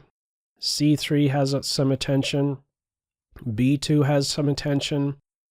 If rook to b1 in this position, that's a losing move because of bishop takes c3. You take with the pawn, you lose the rook. You take with the queen. What black can exchange and then take the rook. Rook to b1 in short is not a defense. And there's even another sequence in reply to rook to b1. Well, you can't do this, you just drop the knight. Another sequence in reply to rook to b1 is to actually take on b2 first, just changing the move order a little bit. After rook takes, there's bishop takes c3. There goes the queen. Yeah, a lot of different combinations can come about when your pieces are kind of focused on these intersection squares. Okay, black to move in this position. What would you do? Okay, best move here is knight to e3. So far I've really been focused on pieces intersecting in a opponent's pawns or pieces, but it doesn't have to be that way. It could just be, focusing on a vacant square. Knight to e3 is one example of that. Knight on e3, rook on e3, bishop on e3. Why is this such a good move in this case? Well, for one, it's landing a fork. It's going to win some material, and if the knight is captured, there goes the queen. This is a square that sticks out to me. You may, if it was white on move right now after the move h3, you may be thinking, well, got to go back. Maybe think forward. If you're connecting very well like this, there may be something interesting. Knight e3 is a very good move in this position. All right, here's another angle. Position has just shifted ever so slightly. Instead of queen on d2, it's on d3. There's no pawn on d3. Black on move can play the same move. Knight e3, once again with a fork. If pawn takes, you don't take with the bishop in this case, but rather the rook. Oof. Hitting the queen, and after the queen moves, there's a discovered check. Takes, discovered check, takes the knight. With this sequence, black has won a couple pawns and is winning this position. Another example, how many do I have? About 5 more concerning intersection squares. Black to move, what would you do? Okay, this is a nice interference tactic. I think basically everything is on the square c4. Black has 2 pieces on that.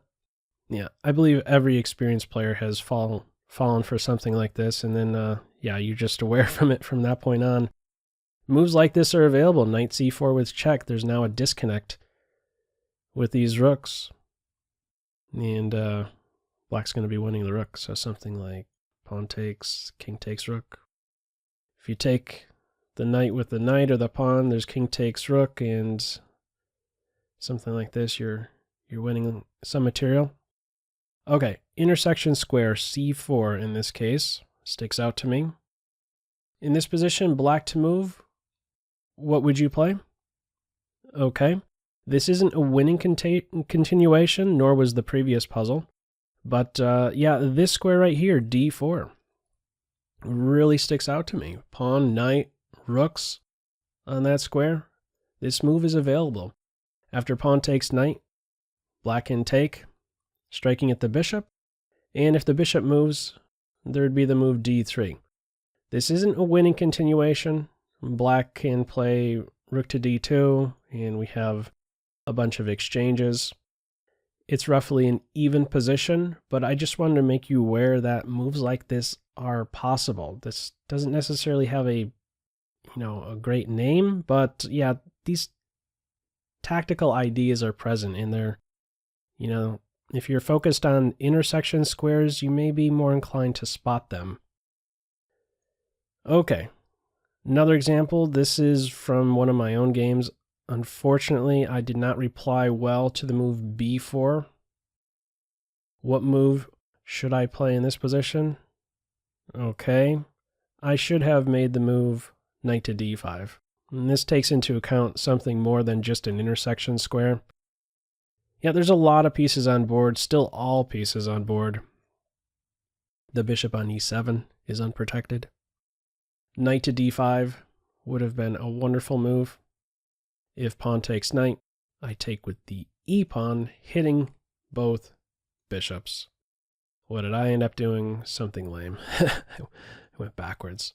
But okay, had I been a little bit more attentive to this intersection square, again, this is a faster time control game, but still, knight to d5 would have been a very nice move. There's so much stuff concentrated on that square. Last 3 examples. White to move, what would you do?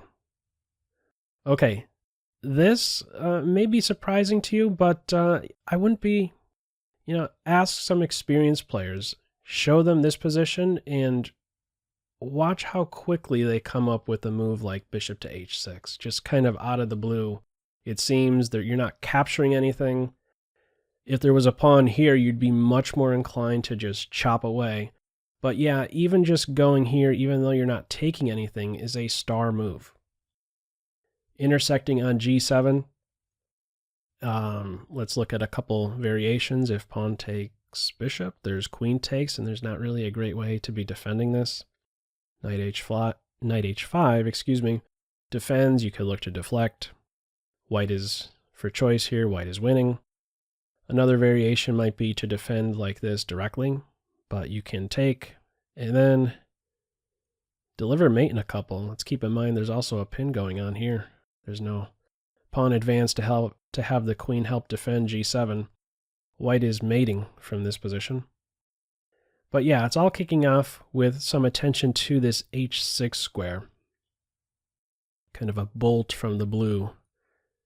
Last two examples. Yeah, I've been paying a lot of attention to what my pieces are doing in my opponent's position. But again, I also have some focus on what my opponent's pieces are doing in my house. So white on move in this position has just captured the knight. Now my question to you is, in what way should you recapture? And your choices are knight or bishop. Feel free to pause the video. Okay, the best way to recapture is with the knight. Now, what's the issue with taking with the bishop? Well, what we're going to observe is that it's very important to keep defended over d6. Why? Well, there's an issue on the b5 square. This should certainly capture your attention, this intersection square on b5. A lot of the white pieces are trained on that point. Even though there's a pawn there supporting, there would be an issue. White could follow up with bishop takes b5. And computer suggests rook to b8 is best. What's the issue with capturing? Well, this knight goes on a rampage, taking a pawn, hitting the queen, take another pawn with check, the king goes uncastled, and then the bishop gets the door slammed in its face.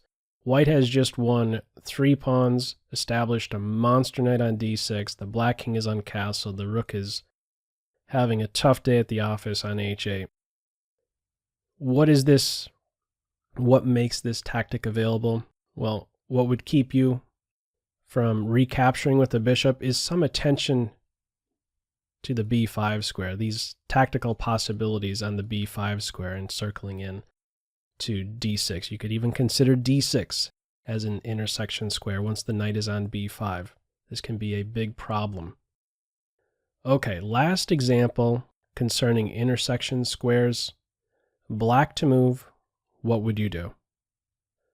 Okay, best move in this position is to capture on e5 with check. The square that sticks out to me in this position, where my pieces do well interacting with one another, is on the d2 square. And not just the knight and the rook. However indirect it is, the queen has some influence on that square. After knight takes e5, one of the barriers are removed with the queen seeing that square. Rook to d2, have to take, and in the end, queen takes bishop for checkmate. This was a checkmate in 3 puzzle. Now, my final point to share with you is the letter C. And the letter C stands for checks, captures, and checkmate threats. Checkmate in X threats. Checkmate in 1, checkmate in 2. Okay, checkmate in X threats. These are the most forceful moves in the game. Checkmate threats, checks, captures, in some order. What I have just outlined here, if you haven't noticed already, I have created an acronym for you that I believe will be helpful. This acronym is public, and it's a fitting one. This is a YouTube video. This is free to everybody to view. And keep in mind that this acronym, public, position of pieces, pins, unprotected pieces, back rank weaknesses, limited pieces, intersection squares, checks, captures, checkmate threats. This is not some master list, okay? This is maybe for you some starting point for improving your tactical vision. This is something that you can maybe build on, okay? So this is just something to get you started, just a little appetizer here. So let's have a look at some examples now as a close concerning checks, captures, and checkmate threats. So white in this position has just played the move d3, and we're seeing these conditions come together in a very simple way. White has an unprotected bishop. White has, with this last move, just opened up a diagonal. This is the first moment where white is now vulnerable to a check. And yeah, we see these combined now. A check is on board. We pick up a bishop. We saw this much earlier on, but at the time, I did not reference checks. Yeah, a simple tactic involves a check and an unprotected piece. There's a million different possibilities when you keep those two conditions in mind. Moving on to another one. Bishop c6 is throwing a punch at the pawn. Pop quiz to you, how to defend e4. Okay. A way to defend it is bishop to d3.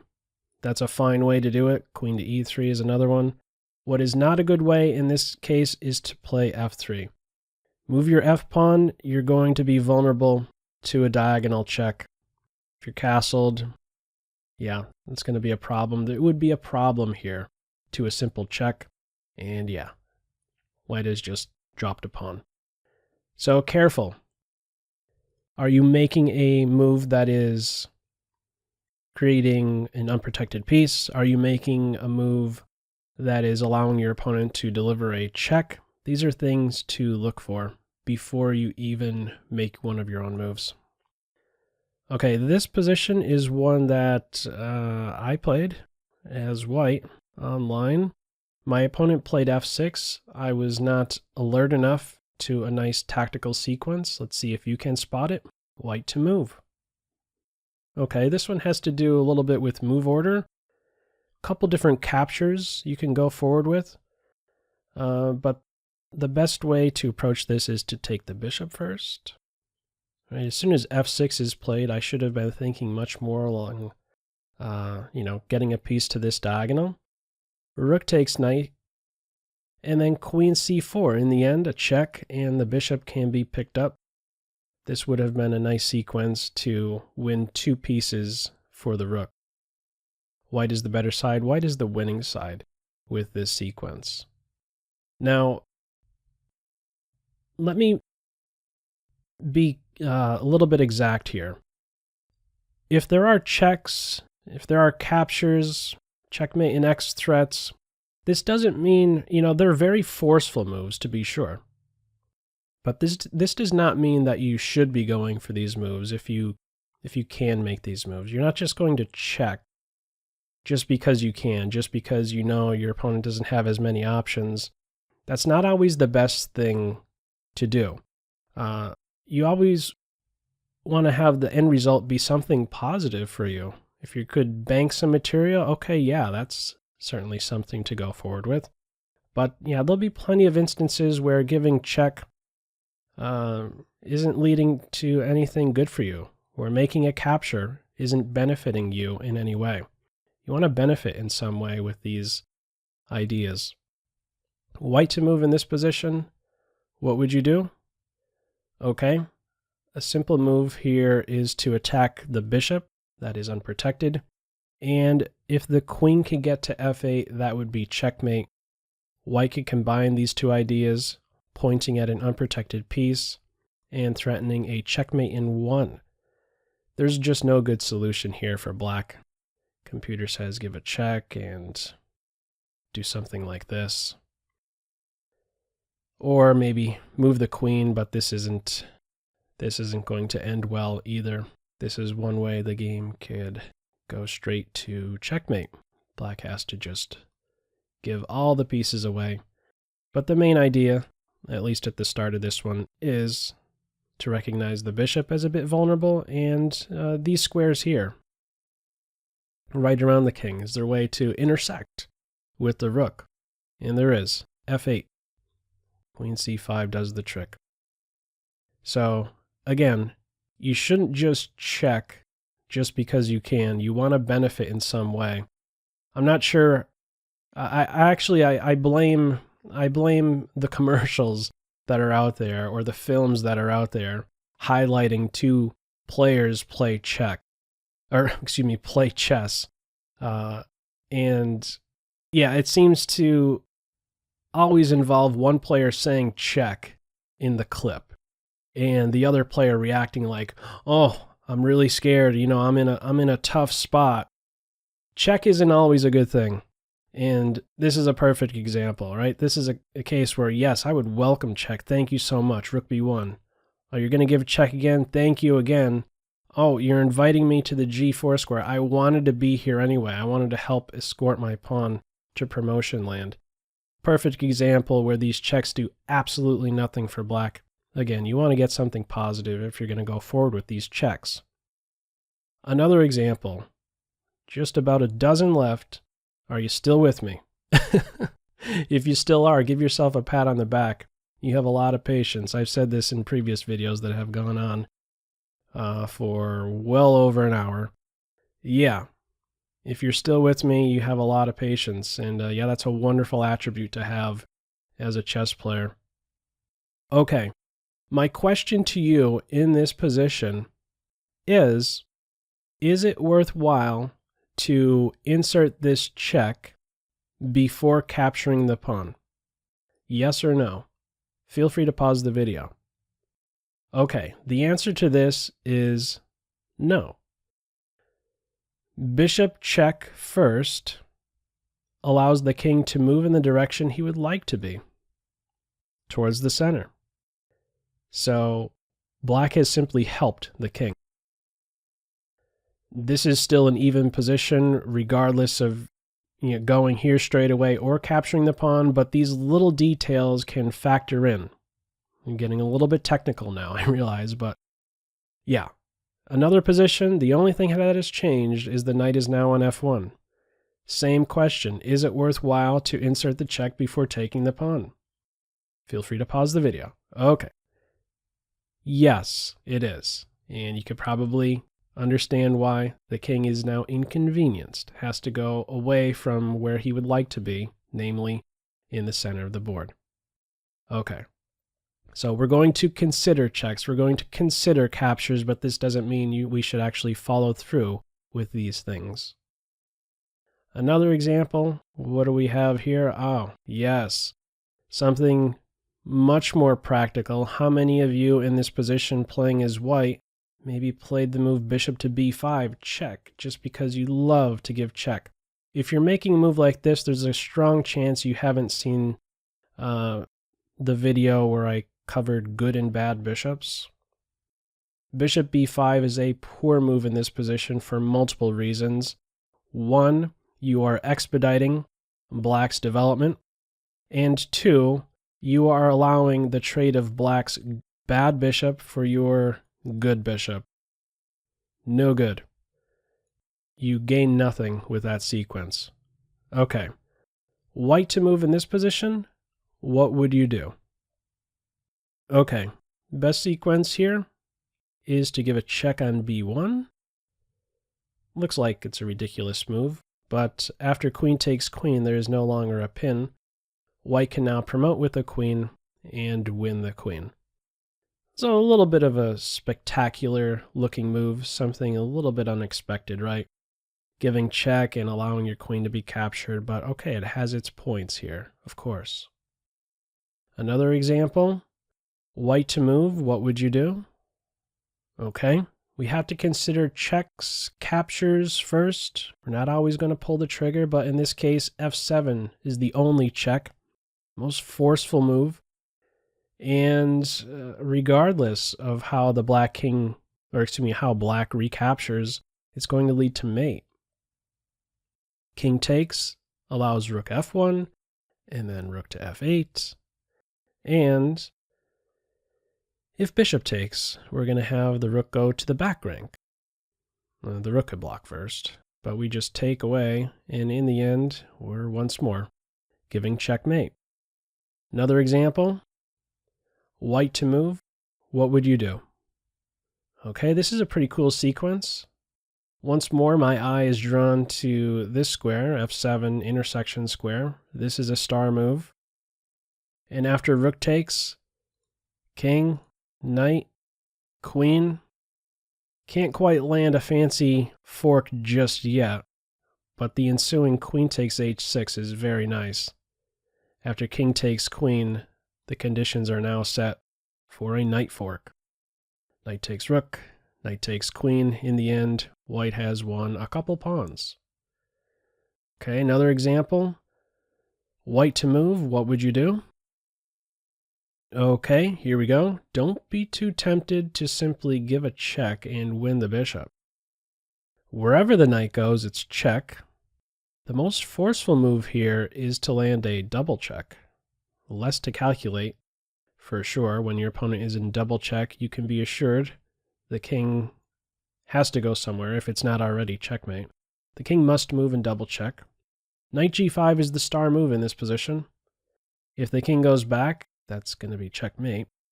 And if the king goes to h6, see the move here? Cool move. Rook h7, and after bishop takes rook, the king is sandwiched on the h-file. That's a cool mate. Another example, final 5. Wow, how far we have come. White to move, what would you do? Okay, white on move can sacrifice the queen. These crazy moves need to be calculated. They're often a very forcing move. Doesn't have many options. Have to take the queen or go back. If you go back, you're getting mated straight away. White has enough material to sacrifice the queen. Rook check, pawn takes, sacrificing a rook even. Check, and now checkmate. That's a pretty cool sequence.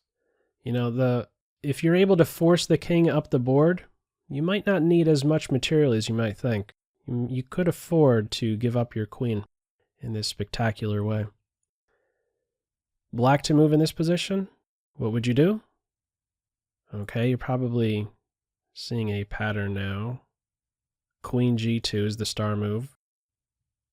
You have to take the queen. It looks crazy, but yeah, you could follow up with another check, and black is simply checking his way to checkmate in this case. Final 4. White to move, what to do? Okay, star move here. Another queen sacrifice. I'm pretty much closing out this video with some spectacular moves. These past few have all been played in games. These are pulled straight from games. Queen in the corner, a check, and regardless of how black blocks, bishop to e5 is, well, not quite checkmate. Now you have your pick. Checkmate. Let's go with the pawn. That looks cool. White is winning. Looking first at the checks. Black on move in this position. What to do? Okay. I think this is the final one where we have a queen sacrifice. Queen to h2 of all moves. Not capturing anything, but it's certainly the one that limits white's replies in the best way. There is only one option. You might as well first consider those moves. You could follow up with a check, another check. Only moves in every case for white thus far. And black has the time to make a quiet move in the end. Rook to e2, and there's no good defense to rook g2 for checkmate. White has to do something like that, but we just pick up the queen, and yeah. Pick your favorite move as white. Rook g2 next is checkmate. No, I actually lied. There's still some more examples here. White to move. What would you do? Okay, still some more flash to go. Star move is to sacrifice the rook. Only one reply. The queen. Only one reply. And now we have a cool double check and then checkmate. Final puzzle, final pop quiz really is this one right here. And then just some kind of closing remarks. White to move, what would you do? Okay, white on move. Pretty neat sequence. Queen g4. Bishop takes queen. This one takes some visualization to be sure. Black can also sacrifice the rook. Have to take like this. Only one reply. And then the final move, killer bees are delivering checkmate. You can't even interpose, and you certainly can't capture the bishop. So, I believe that's all the pop quizzes I have for you. Just some closing remarks here. We were looking at a ton of specifics, concrete variations, threw a ton of pop quizzes your way. I just want to share some of the reasoning that goes into certain moves with these last few examples. White on move in this position has just played king to h1. It's not a best move, but I just want to highlight why a move like that would be played. King to h1 is what I would identify as a preparatory move. It is preparing to play the pawn up to f3 or even more aggressively f4. And white does not want to one day be subjected to a check along this diagonal. It may not always be the case the bishop is around to secure that diagonal. It's kind of thinking a bit deeper. We can't always anticipate how things will evolve in the middle game, how crazy it's going to get. So before you play a move like f4, sometimes you might want to tuck the king away and then only make this much more committal move like f4. This is taking into account the check condition. White doesn't want to be subjected to a check somewhere down the line. Another example, just going straight from the opening. This is one of the thoughts I have with this next move. After white plays f4, the move c5 is a good reply. Now, there are many reasons why this is the case, but the one that I'm thinking about, I can't say the one I'm thinking about most, but okay, one of the reasons that I make a move like c5, well, what am I trying to do? Well, I'm already anticipating the king is going to castle one day, right? He can't stay in the center. He's going to have to be on g1.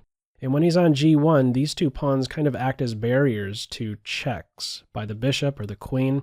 And I know if I could remove at least one of those two barriers, it's much more likely that maybe a check, something exciting, something good for black will happen along this diagonal. Okay. Final position is this one here. Not just looking at, I don't have the full moves of this game, but this one I played very recently as black, and I made a poor move in this position. Now, before I share with you what this poor move is, I'd like to highlight what the computer is suggesting in this position. The top two suggestions by the computer are h6. Can you see why a move like that would be played? Well, it's creating a flight square for the king, and we know that if there's a flight square here, black more than likely won't have to worry of back rank mates. Another move is suggested by the engine, rook f to e8. Now, this last move may strike many as, what exactly is that doing, right? You're going from a closed file to another closed file. But there's a very important point behind that. I want you to observe the value, in other words, in rook to f8, or rook f to e8. There is value in protecting a piece that was unprotected. This is kind of like, black is once more preparing for something volatile. Something crazy is going to happen soon in the center. It's going to break open at some stage. And if your pieces are unprotected, you're going to be vulnerable. Let me show you how I was very vulnerable in this position.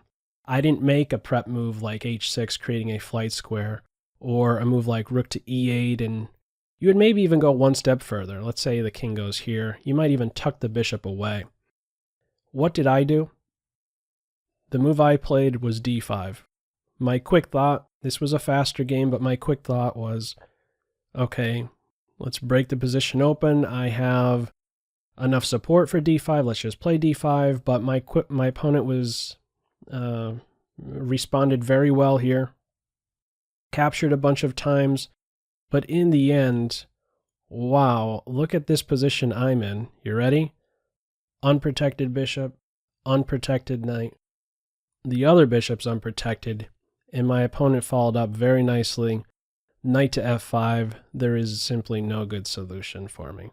Everything is hanging. Bishop is hanging with a fork, other bishop's hanging, and yeah, there's just no good solution to this one.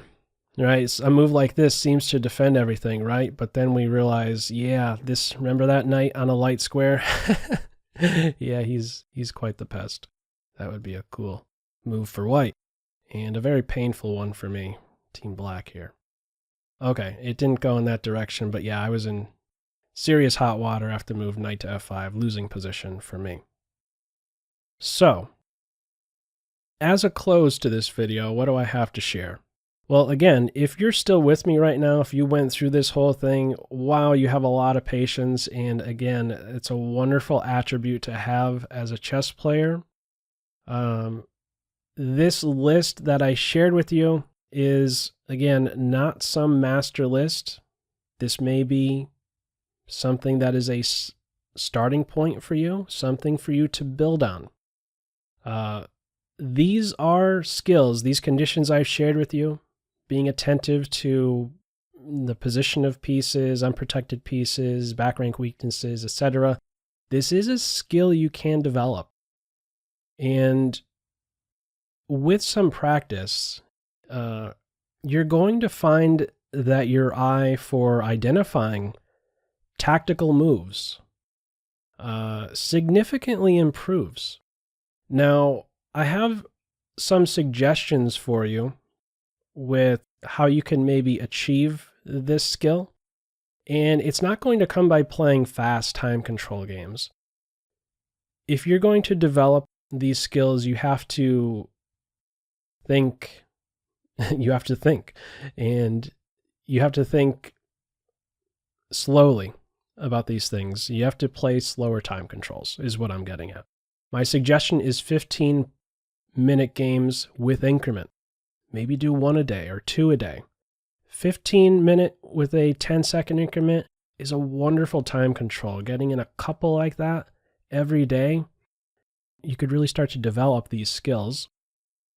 And I don't think it is realistic for you to go into this with, you know what, I'm going to focus on all of these conditions that I highlighted. I just don't think that that's realistic. So what's my suggestion? Well, my suggestion is for you to go into a game or two, or, focus on any one of these points for, let's say, a week, 2 weeks, however long it takes for you to maybe kind of develop a skill in identifying these things instinctually. Focus on any one of these things when you're playing your game. Focus on pins. Go into a game saying, I'm really going to be attentive to me having my opponent in a pin or me being in a pin. And I'm going to try and find ways to exploit this. And, the same story with unprotected pieces. And, the list goes on. The list is there for you. Your acronym is public. It's for everybody. So I'm not sure what more to add. I have notes here in front of me. I'm just kind of skimming right now. I think I covered everything. I imagine when I do the editing of this video, I will have included notes on the side if I've missed something. But yeah, okay. I'm babbling at this point. This video has gone on long enough. As usual, I hope you benefit in some way from this. And yeah, that's the intention with this Beginner to Chessmaster playlist. So, as usual, I hope you got something out of this video, and I look forward to continuing this series and producing video 28 in time. That's all for now. Take care.